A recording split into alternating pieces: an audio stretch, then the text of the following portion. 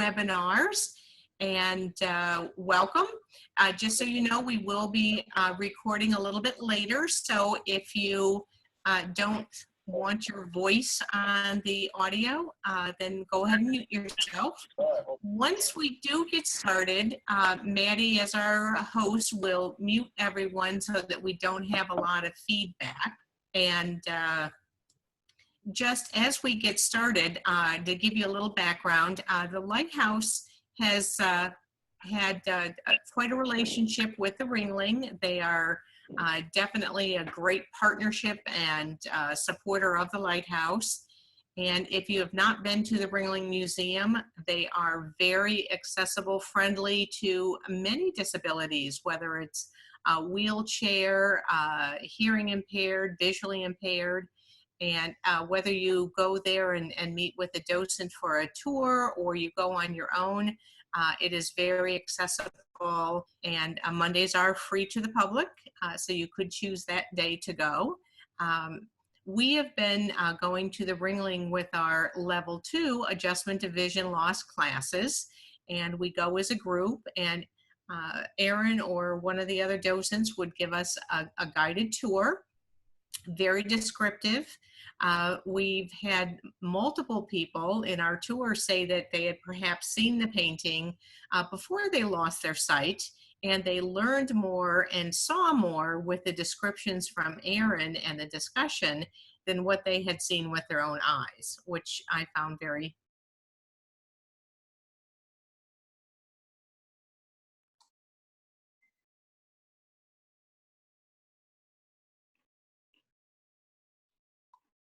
I can't hear you, Melissa. Can anybody else hear Melissa? No, we can't hear Art you, Melissa. Museum. Pardon me? We couldn't hear you. For like the last 30 seconds, sorry.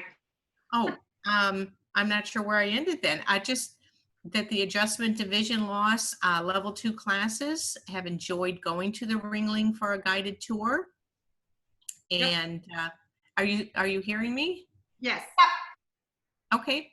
And, you know, a lot of clients have stated that they learned more about the painting through Erin's descriptions than what they saw on their own, and which is interesting. And just Erin and the other docents have spent so much time really thinking through what and how to describe for someone visually impaired, which is very much appreciated.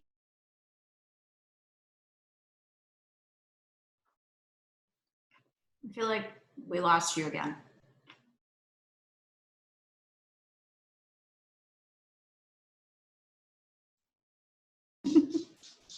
We've lost you, Melissa. Visual impairment be a stop sign for enjoying this. And I'm going to turn everyone over to Erin Carter. She is a docent at the Ringling Museum. And as you may know from discussion previously, docent, it originated from a Latin term, and it means to teach or to show. And definitely Erin has been a great teacher and has shown us many great things in the past. And Erin, if I could ask you to give a little history of the Ringling before we get started into the actual paintings that we're going to view, I would appreciate that. Sure. So, okay.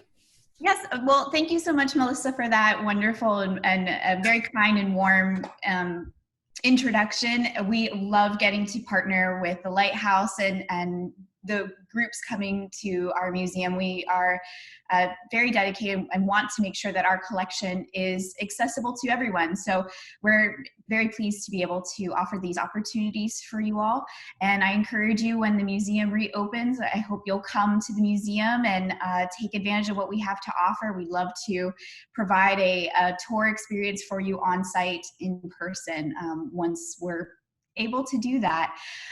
The Ringling Museum is the collection of John and Mabel Ringling. You might recognize that last name from the Ringling Brothers Circus Museum, which is where John, along with his 5 brothers, made their money, essentially. And John was really interested in collecting art. He wanted to turn Sarasota into a world-class tourist destination, and we are certainly living that legacy today. And part of that was to have a place of art and culture for people to come and enjoy beautiful objects. And so they spent about 6 years collecting amassing really a large collection, the largest collection in the Southeast at that time in the late 1920s. The museum opened for the first time in the early 1930s, and we are the State Art Museum of Florida. So we are a museum for the people of the state of Florida. We're under the governance of Florida State University. So you might also hear associations between the Ringling Museum and FSU, and it's because we are under their governance. But we are on 66 acres. Our museum, the Ringling Museum, includes the Museum of Art. We also have a circus museum. We have the historic circus museum, which focuses on the history of the Ringling Brothers and their foray into the circus industry. We also have the Tibbles Learning Center, which introduces circus history in general and brings us up to, the circus today. We also have the historic home of John and Mabel Ringling. They built a beautiful mansion essentially on the Sarasota Bay, and we have that available for people to tour. You can also come and sit on the terrace and enjoy the beautiful breeze off of the bay, watch the sunset. It's a wonderful, peaceful space. And our 66 acres also feature beautifully sculpted gardens and grounds. We are a level 2 arboretum. That's a new status for us in the past year, I believe. So we have a wonderful acreage available for free to the public. So as Melissa mentioned, our Museum of Art is free to tour on Mondays, but our grounds and gardens are free year round. So you're welcome to come anytime and take a tour, take a walk around the grounds and enjoy the peaceful atmosphere that we have there. So what I'd like to do is, if it's possible, Maddie, I'd love to be able to share my screen. I do have a slideshow, if that might be, useful for anyone, if nothing else for me, to keep me on track with my description. The option down at the bottom to share your screen. Perfect. Okay, I just wasn't sure if I had permission. So, Of course. Absolutely. Wonderful. Okay, great. So I chose 2 works of art for us to explore today. And what I will do, as Melissa shared earlier, I'll give us a detailed description of the work of art, and then we'll have an opportunity to discuss the object. I got a couple of questions to get us to kind of step inside of the painting or imagine ourselves in the position of the figures within the painting itself, to kind of help give us a better picture in our mind's eye of the work of art, and to maybe experience what it might be like to step inside this image. So our first work of art is a painting titled Louise Elizabeth, Madame la Princesse de Conti as Venus. It's a mouthful of a title. It was painted by a French artist named Noël Nicolas Coypel in 1731. So this painting is almost 300 years old. The painting itself is about 4.5 feet tall and 3.5 feet wide. And the overall subject matter, it's a painting of a woman who is seated in the center of the canvas. It's an oil on canvas painting.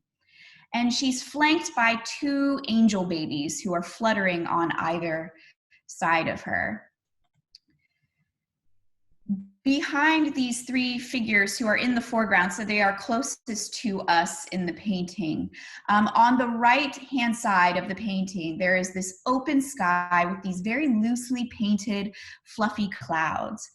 Below the clouds, at the bottom right corner, there's a hint of a landscape in the distance. A lake flows down into this kind of murmuring river that's surrounded by these large, steep hills and rocks. As we move to the top left corner of the painting, we see a group of trees. These have been painted very delicately, almost like a sketch, giving the impression that there's this gentle breeze blowing through and rustling the leaves. Underneath this small cluster of trees, and a little more than halfway up the canvas, the breeze continues to rustle the wings of a chubby baby angel. This baby is facing to the right, to our right, so towards the center of the painting. And we can see him from the belly up. He's leaning over our seated female figure's right shoulder. His skin is soft and fleshy, and he has these very, large, chubby cheeks that are chapped and warm. They're rosy pink. His lips are pressed together in a tight line, and he's looking at the second angel over the woman's shoulder with a hint of maybe concern on his face. His chin is tucked slightly down. His eyebrows are slightly raised. He has these springy brown curls that tumble around his ears, and his wings that sprout out of his back look like the wings of a moth. They're small and thin, and they're colored this deep coffee brown. The butterfly-winged angel is facing to the right towards our seated woman in the center of the painting, and he raises his right hand with his forefinger slightly outstretched, and his left hand rests on the woman's upper right arm. Excuse me, I had that backwards. His left hand is slightly raised with his forefinger almost towards his mouth, and his right arm is resting on the woman's upper right arm. Moving towards the center of the painting, we see our seated woman. She's facing towards us. She's seated on this bright blue velvet cushion that's perched on a collection of rocks. It's made of this fuzzy velvet and has these gold tassels that are tied to the corners of the pillow. Her knees and her body are leaning slightly to the right, but she kind of leans back to the left, and she's glancing over her right shoulder towards our moth-winged baby there. The woman's right arm is gathered up towards her chest, and she appears to almost be kind of cupping her heart. And her left arm rests on her lap with her palm open and gesturing towards us. Just above her left wrist there, we see 3 strands of pearls wrapped around her arm. She's draped in this dress of creamy silk and a pastel blue, and it's the skirt of her dress is very full with all of these many crinkled folds. The top of her dress is that delicate icy blue with a pale pink lining to the inside of her gown, and she has these large billowing cotton sleeves that stop just at the top of her elbows. Her lips are full and red, and they're slightly upturned in the corners. Her cheeks are warm and round, and she has these large, wide brown eyes under these, slightly brunette-colored thick eyebrows. Her brown hair is powdered and it's pulled back, except for a single curl that has fallen loose and rests on her right shoulder. Hovering up to the right of the woman's head, so above her left shoulder, is our second baby angel. This one has these snow white feathered wings here. The baby is upright, slightly angled to the upper right corner of the painting. His feet are pointing to the ground, and his arms are outstretched like the shape of a T. And he's turned in to look at our seated female figure in the center. This baby angel has these beautiful golden curls that are windswept away from his face. His skin is soft and fleshy with, again, we've got these warm, rosy cheeks. And also we're seeing some rosy colored knees here. His thighs are plump and chubby like you would associate with a healthy little baby.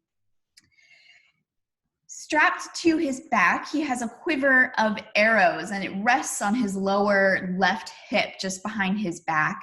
And he holds a sharp, pointy arrow in his left hand.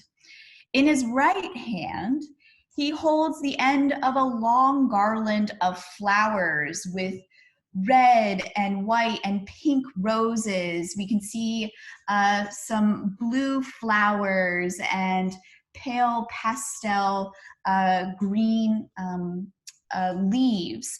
And this garland runs from the hand of our white-winged angel baby down across the chest of our seated female figure and up to the hand of our moth-winged baby seated behind her shoulder. So it kind of drapes across and unites these three figures here in the center.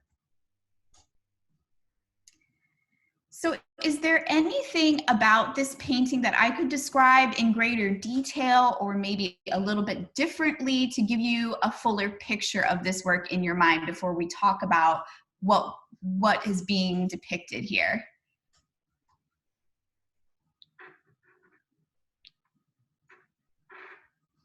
Do you want me to unmute everybody, Erin? If that's how sure, because we're about to get to, I'd like to talk about the painting here in a moment. So yeah, if there's any questions about the painting before we talk about the subject matter, feel free to ask. All right, everyone is unmuted. Just as a reminder, if there's a lot of back noise, I do mute you. To unmute you on the phone, you'll press *6. If you're on a tablet or a computer, you'll hover down towards the bottom of your screen. Item list. Thanks, Maddie. Unmute button. We've done this a few days in a row. Can you repeat your question? Yeah, so I was just asking if there was anything in particular about this painting that I could describe in greater detail or maybe a little bit differently to give you a better picture of the work in your mind's eye. If we were in the museum, at this point, I would bring out some tactile props or diagrams to help us explore the painting using touch or sense of smell to give us the opportunity to explore it using some other senses. So just like an opportunity if you want to come to the museum for a visual description tour, we utilize other methods of exploring these works of art besides just visual description. But what this painting here, it's a portrait of a woman named Louise Elizabeth. She was a princess and a granddaughter of the French king, Louis XIV. And Louise Elizabeth was known as this very charismatic beauty. She was, kind of the talk of the French court. And like many aristocratic women in the early 18th century who were in the French court, she had her portrait painted in the guise of a mythological goddess. This was a very common thing to do amongst French aristocratic women of this time. So here the artist has depicted her as the goddess of love, Venus. And she is flanked by these two, I've described them as angel babies, but they are arrows, or Cupid, with his white feathered wings and his quiver of arrows. This is a figure you might be familiar with from Valentine's Day. We see lots of Cupid figures popping up. And Eros's brother, Anteros, who is on her other side, and he's depicted here with these moth or butterfly-like wings. So these are the two sons of Venus, and they help us identify Louise Elizabeth in the guise of Venus here. And they represent different aspects of love. So Cupid or Eros is commonly associated with blind and sensuous love, and Anteros is often associated with clear-sighted or virtuous love. And for Louise Elizabeth to be depicted as, the Venus, the goddess of love, kind of speaks to her reputation in the French court. She was often the subject of court gossip. She married her first cousin. This was an arranged marriage, very common at the time. And her marriage, unfortunately, was not a very happy one. She participated in a number of affairs, and her husband, when he would find out, would often react quite violently against her, and this was known throughout the French court. And after one particularly dramatic event or altercation between Louise Elizabeth and her husband, she actually left and went to live in a convent, refused to live with her husband any longer. After his death, she returned to society and became once again a fixture in French court life. And so although she never remarried, she is portrayed here as she wanted to be seen, this kind of perfect woman, inspiring love and devotion to everyone who would meet her. So she's taken on the guise of the goddess of Venus. And as I mentioned earlier, this was quite common in the 18th century amongst wealthy French nobles. And so I'd like to pose a question for you all.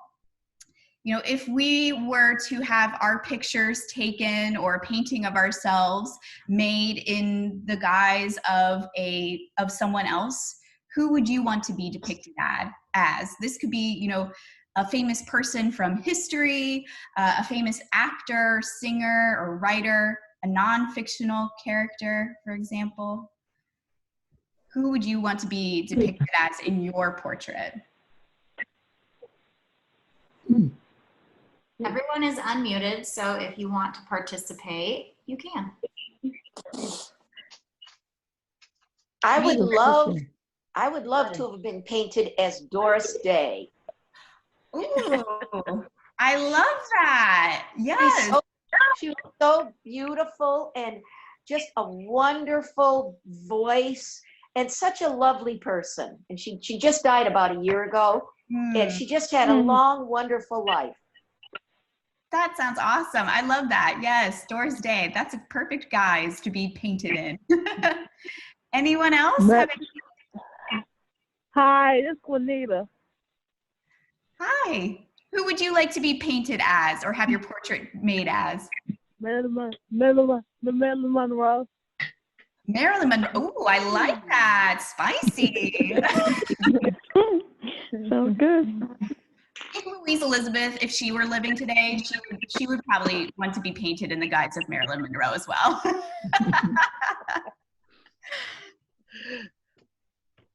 Anyone else?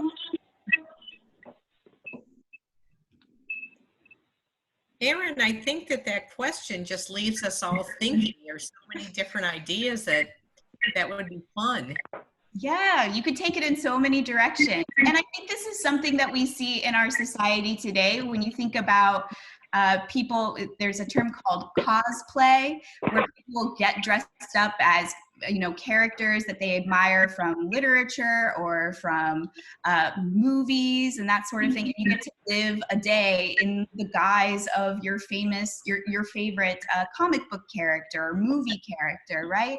So it's interesting to think about, Louise Elizabeth kind of doing that in the 18th century. It's something we do here in the 21st century too. Are there any other comments or questions about this work? I do have a question. This is Melissa. Yes. At what age was she in this painting? I believe she was in her mid-30s around this time. I think she was around 38 at this point. And this painting was painted after the death of her husband. So this is sort of her, reemergence into French society. Yeah, that's what I was wondering. When was it painted? Yes. Good question. Did she ever have any children? Not that I am aware of. Not in the convent. Yes, certainly not. No, not in the convent, but before that, I thought. Yeah, I don't know. I don't recall reading any references to her having children. But yeah, definitely not while she was living in a convent. That would be especially scandalous. If her husband was abusive, she had many headaches. Agreed. Yes. And there's actually like primary source, writings, people writing about her at the time, talking about how she would sleep with a pistol under her pillow, in case her husband, Came into her room. Yeah. So it was well known, I think, amongst the French court at the time that their marriage was not a very happy one. Absolutely. So this is a very joyful painting, almost like a rebirth. Yes. Yeah, I think that's a wonderful way to look at it. And it's because it's all these beautiful, pastel colors. She's positioned in this, very tranquil landscape. She's draped in this garland of flowers that kind of drapes across the front of her gown here. So she's literally like swathed in spring, So yes, it does appear to be, kind of a rebirth of her after, the end of her marriage, essentially. Who was she married to again? She was married to her first cousin. He was the Prince of Conti, so that's how she became princess. Which was, a common practice at the time to, oftentimes you would marry amongst the aristocracy, the nobility, I should say. It wasn't kind of frowned upon to marry someone so closely related to you as we. And what was his name? That's a great question. His name is escaping me right now. I don't remember his name off the top of my head. That's a great question.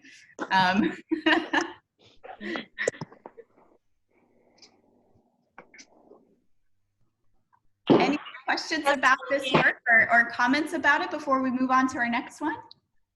How was that painting chosen to be sort of like the theme of the Art in the Dark fundraiser a couple of years ago? Oh, that's a great question. Yes, this was this was the painting for the theme of Art in the Dark last year. I don't know how they came to choose this particular one. I wasn't a part of the Ringling at the time. I hadn't joined the staff there yet.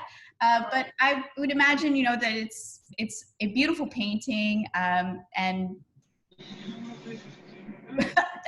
it allows the opportunity to, interact with it in some different ways. You can evoke the smells of the different flowers featured on the garland. You have this wonderful illustration of the different textiles in the painting itself, the beautiful silks and the velvet, the golden tassels there. So lots of wonderful textile or textural opportunities to explore. And I know last year they had an actress who came and actually performed a monologue in the guise of Louise Elizabeth and sort of embodied the painting in that way. So while I wasn't there myself, I've heard wonderful things about how they were able to kind of bring this painting to life. Thank you. Yes, you're welcome. So is this also a little bit of like a Facebook post that she's now available again? That's an interesting way to think about it. Maybe perhaps that was part of it. She's kind of, as you mentioned, Melissa, for you, it kind of seems like a rebirth for her. So she's kind of like re-announcing herself, reinventing herself here, in this new phase of her life. And so for her, it's kind of celebrating that she's, maybe it is part of her way of saying, I'm back on the market, even though she never really officially married again. We could look at it as her eHarmony, profile pic in a way. but it certainly was, you know, something that she would have wanted people to look at and admire her beauty, admire her status. Absolutely. So she definitely wanted to be admired. What is behind the little angel on the left? On the left, so we have this little crop of trees, and they're very loosely painted. We can see they're painted in different hues of green and brown. We can make out, you know, these thin little trunks that are coming down, and then the leaves are so like loosely painted, it almost gives them a sense of movement, as if there's like a breeze kind of blowing through them. So that's what we have taking place in the left background. And then we have on the upper right, we have these slightly gray and white, very fluffy, puffy clouds on the other And side. it's so beautiful. Mhm. What's directly behind the little angel? It looks like a fish. Yes, it does appear to be, it does look like a fish, but it's actually his wings. Oh, okay. Yes, but they do that. We get that quite a lot. Even when you're looking at the painting in person, it takes a moment because there's this little like round spot on the wing that reads like an eye, and the shape of the wing itself, you almost initially look at it and think if it looks like a fish, but they are actually wings. Yeah. Oh, okay. It just looked like a fish to me, so I thought, what is that? Thank you very much. Are there any other paintings in the museum by this same artist? No, this is the only one we have by Nicolas Noël Coypel. But we do have a couple other paintings in the gallery in which this work hangs that are similar in subject matter, meaning they're portraits of people who are painted in the disguise of an allegorical or mythological figure. One great example, it's just a few works over from Louise Elizabeth here in the gallery, is a painting of a nobleman who is dressed in the guise of Bacchus, which is the god of wine. And so he's draped in this leopard skin, and he's, you know, kind of lounging, and he looks like he's had a few glasses of wine. So it's, you know, kind of following that trend of, you know, the nobility wanting to be portrayed in these, you know, almost like a theatrical costume.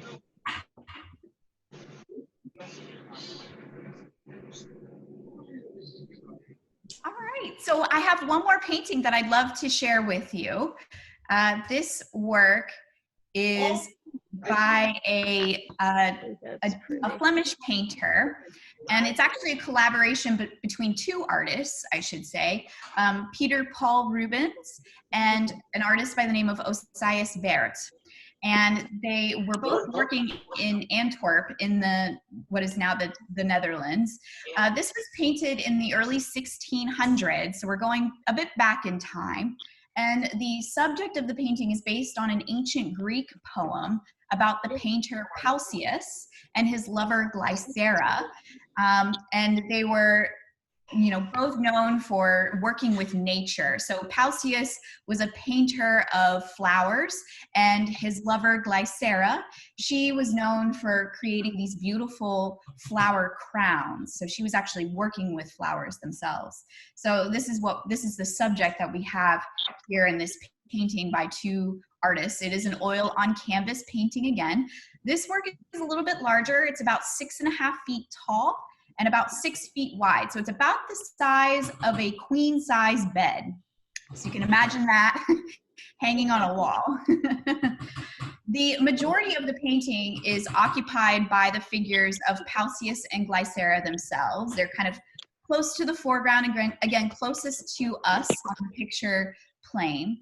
The setting is, they're outdoors, and they're set against this grayish blue sky, and they're seated on this kind of large rock here. At their feet and lining the bottom of the painting is this garden of flowers, and we can see lilies and tulips and daffodils and bluebells kind of sprouting up at their feet. And then vertically on the right side of the painting, we have these other arrangements of flowers that are very, the colors are soft, but also vibrant at the same time. So I'm gonna start with our detailed description with Pausius, who is on the left side of the painting. He's seated on this large rocky outcropping. He's a fairly young man here. I'd say he's probably around his mid-20s or early 30s. He's sitting down with his left leg crossed over his right leg. So like you might sit in a desk chair yourself. And he is looking towards the horizon line on his right. His gaze is soft and his mouth is just barely opened, revealing just a hint of his teeth. He has soft auburn hair that's long enough to show that there's a slight curl to it. It kind of falls to his ears here. And he's got quite an abundance of this hair. His eyebrows are very full and they cover a long arch over his soft brown eyes that are kind of just slightly hooded. His eyelids are just slightly dropping down, giving him a kind of a relaxed expression. And he has quite a well-defined mustache and a very light kind of auburn beard that just covers his chin, but doesn't extend, just his chin there. Sitting on this rock with his legs crossed, he leans on Glycera, who's sitting to his left. And to balance his pose out, he extends his right arm fully to rest on top of this large, brown, thin slate that's his canvas. And the slate rests on the rock, and it's about the height of his upper body. So he's kind of balancing himself with his right arm out, resting on this piece of gray slate on which he will paint his painting. He's dressed in a soft tunic made of what could be like light linen or wool, and it's dark blue and gray in color, and it kind of mirrors the cloudy sky behind him, as does this light blue shawl that's draped over his right shoulder, and it's made of a similar kind of linen-like fabric. His crossed legs are muscular, like a man who might be exercising quite regularly, and we can make out the details of his feet here. He's got these long toes, and he's wearing these very light sandals with a leather sole attached to the bottom of his foot by a very delicate thin red ribbon. And he's wearing these ankle socks that are so light that they look as if they're made of a veil fabric, and they're just slightly folded down to emphasize the muscular nature of his, or shape of his calves. His arms are also very muscular and show, great strength, particularly in holding this, kind of slate painting on his right. Yet, in contrast, his left forearm rests quite softly on the shoulder of Glycera, who is seated to his left, and his left hand just rests ever so gently on her forearm, kind of making this sort of gentle physical connection between these two figures here. Now moving into the middle of the painting, we have Glycera, who occupies most of the space in the center of this composition. And she is youthful looking as well. I'd say she's, in her 20s for sure here. Pausius is seated up on this rock, and Glycera appears to be sitting on the ground. So she's slightly lower than he is here, which allows him to kind of rest his left arm on her shoulder. So their bodies are very closely grouped together here in this composition. She's sitting sideways, leaning slightly to her left, and her legs are folded naturally to her right and are kind of tucked cozily under Pausias's feet there. So again, kind of emphasizing the physical closeness of these two figures. Her head tips to her right, inclined towards Pausias, and her gaze is directed upward, following the gaze of Pausias. Her curly blonde hair set in this structured updo across the crown of her head here, and there are these soft curls that just kind of fall ever so slightly on either side of her round face. Her features are very delicate. And if Pausias's skin is, very tan and more olive in tone, Glycera is very fair and rosy in contrast to his complexion. Her face is full and round, as I mentioned earlier, and she has a slightly dimpled chin. Her mouth is curvy and small, and she has this delicate little nose. Her light brown eyebrows are long and curvy, and her eyes look they could be blue or maybe a light brown here as they look up and follow the gaze of Pausias. Glycera's full and round body is draped very generously in this luxurious red shawl that covers most of this very thinly veiled white dress underneath.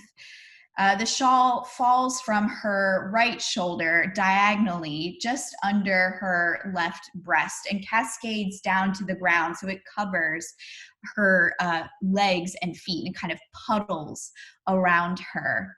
The fabric it appears to be silk in texture, and it's again very full and generous and abundant, and it's this beautiful, rich red color. Her white dress underneath this red shawl, it's very thin, so you can actually see the color of her skin underneath. And the dress kind of falls away and reveals her left breast, kind of exposing it to us. And the impression of this lightweight material contrasts to this more substantially silky fabric of her red shawl. Her arms are folded and lightly in her lap, and she's holding between her hands a very loosely painted floral wreath. And it's this, it looks as if it's the size that you would expect one that you would wear as a floral crown. And it's very loosely depicted here. As I mentioned earlier, the painting is a collaboration between two artists, and Peter Paul Rubens is responsible for painting our two figures here, Pausias and Glycera. And Osias Bert, our second artist, is the one who is responsible for the flowers that are kind of framing the right side and the bottom of this canvas here. Osias Bert was known for very detailed still life paintings of flowers and objects. And here we can see his very deft hand in the delicate work of the flowers here. There are all these wonderful spring flowers, as I mentioned earlier, daffodils, irises, violets, and tulips. And they're in these wonderfully various range of pastel colors. We've got pinks and blues and purples, all kind of framing our two figures here. On the right side of the canvas, about 3/4 of the way up, we have a clear glass vase that is artfully arranged in this, abundance of different flowers, and it's placed on this stone ledge here. And surrounding the flowers, we see some of them, they look as if they've just been picked from the wild. They're, some are drooping down, others are pointing up, some have fully bloomed, others are just starting to open up. And we can even see some, other natural specimen here. There's a white butterfly that is perched on the edge of this slate table here. And we can see a caterpillar starting to inch its way across the table as well. Just below the slate gray table, we have a wooden basket that is overflowing once again with even more flowers. So there's the sense of abundance of flowers here. Again, in various shades of white, pinks, blues, yellows, and greens. So overall, we have this feeling of a spring garden kind of surrounding the figures that in this landscape scene here. So before we talk about this work, is there anything I can describe in a different way or in greater detail for you to give you a better sense of this work in your mind's eye?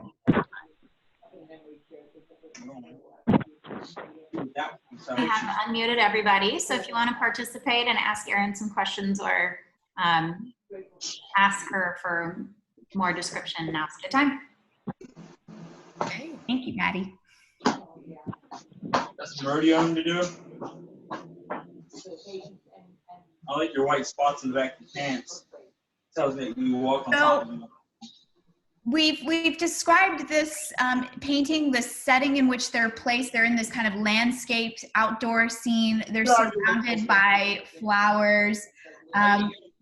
So based on the description, how would you describe the mood of this scene? Either based on how you're picturing the figures and the way that they're interacting, based on the setting that they're seated in, what they might be doing. How would you describe the mood of this painting?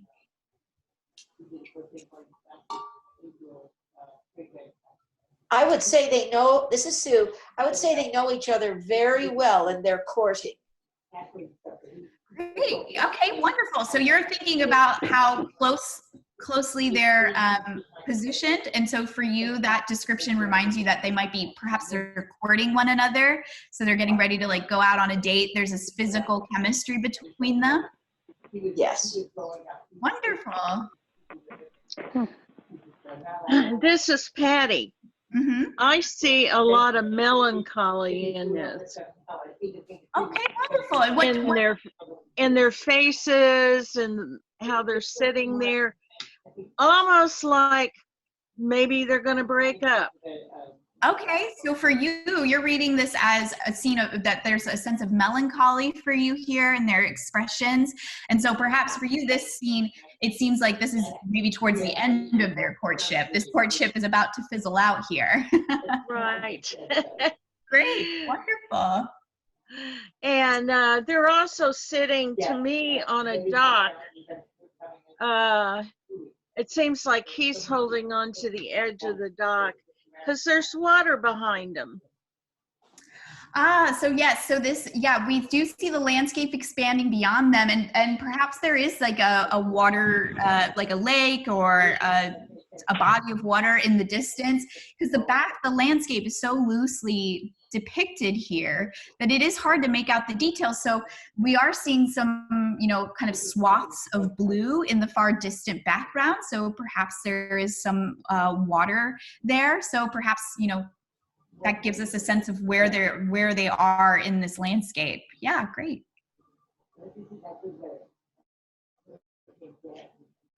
So Hi, if Erin, Kathy. Sorry, go ahead, please. Oh, that's okay. It looks tranquil to me, so I guess that's a third opinion. But with the butterfly there and the caterpillar crawling up, it looks kind of peaceful with them looking off into the distance. Yeah, okay, great. So for you, this setting feels very tranquil and peaceful to you because of the flowers, the landscape. Wonderful. All very valid, and wonderful, insightful interpretations of the interaction between our figures and the setting in which they are placed. Absolutely. So if we were to step into this painting, let's imagine we step into the scene. What might we smell or hear or feel if we were to step into the scene?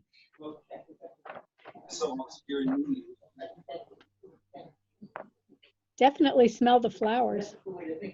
Absolutely. Yeah, for sure. And how would you describe the smell of flowers? If you were to describe the smell of flowers to someone who had never smelled a flower before, what might that smell like? How would you describe that?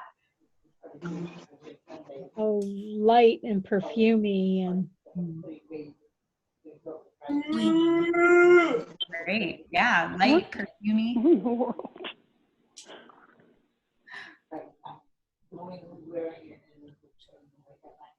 What else might we hear or feel if we were to step into this scene? Birds or nature. You might be able to hear the water lapping up against the edges of whether it's a lake or a river. Absolutely, yeah. You can hear birds, water, absolutely. The rustle of wind blowing through trees, absolutely.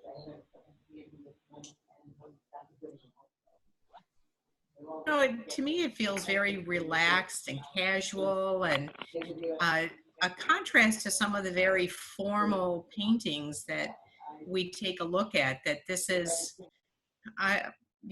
definitely a casual snapshot.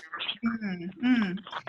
Yeah, interesting. I could see that in the way that Pausias is kind of leaning on Glycera. It kind of has that sense of, it could be, you could read it as a sense of casualness, they're just kind of hanging out, chilling with one another, to use the slang term. So there is kind of that sense of casualness to it too. Absolutely. Yeah, definitely. Well, they could also be brother and sister. And she's mooning over some boy that she wants to get to meet.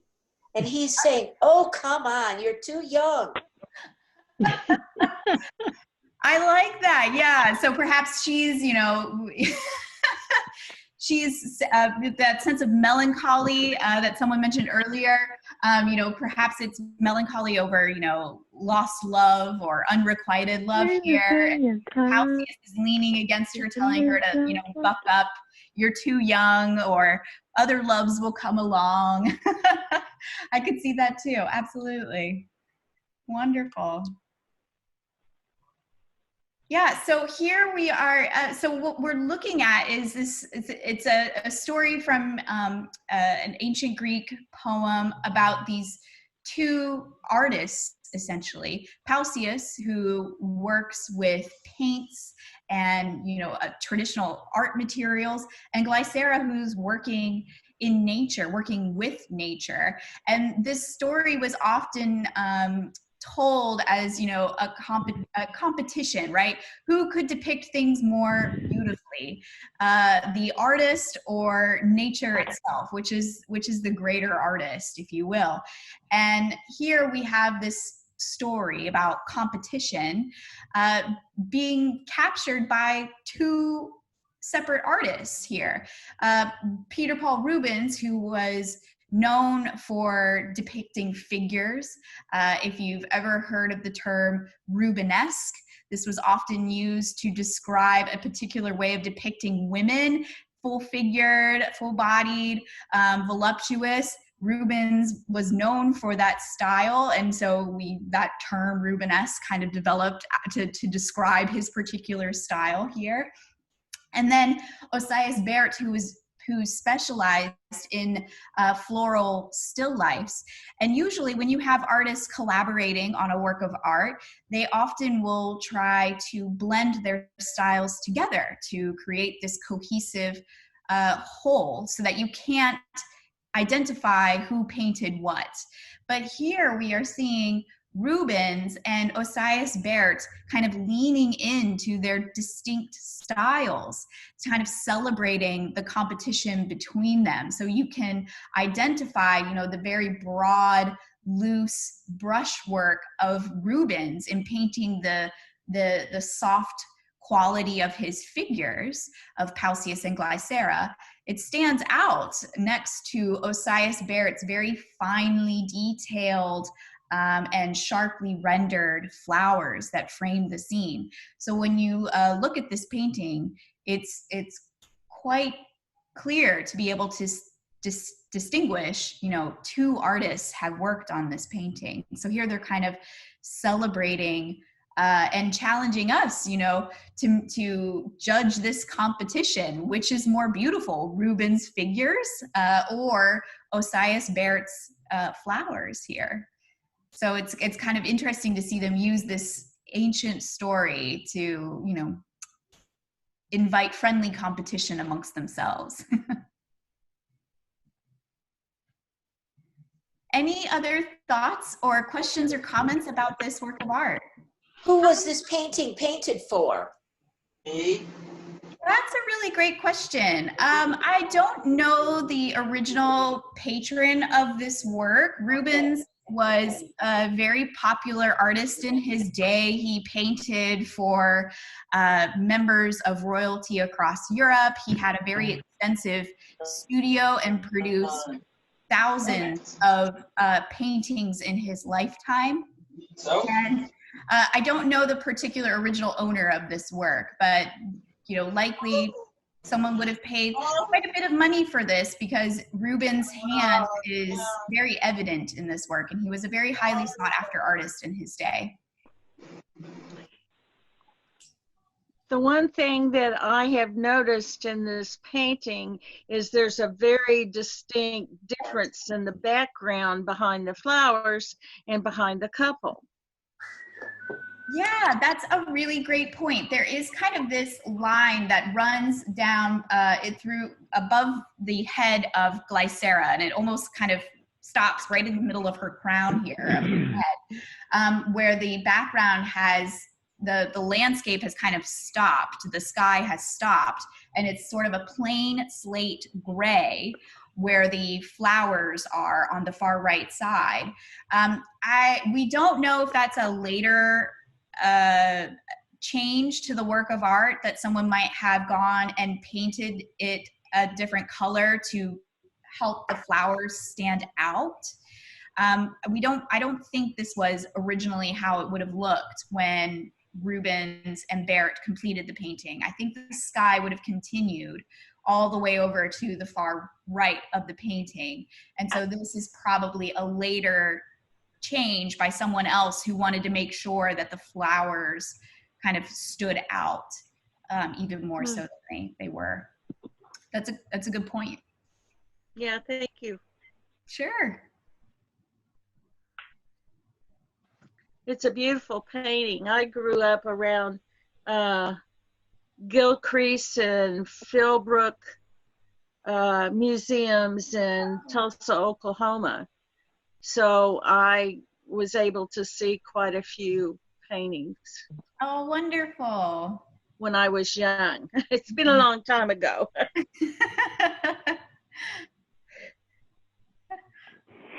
Yeah, this is a very beautiful work. It's one of my favorites in the in our collection. Information. You're not learning anything. Right. Information.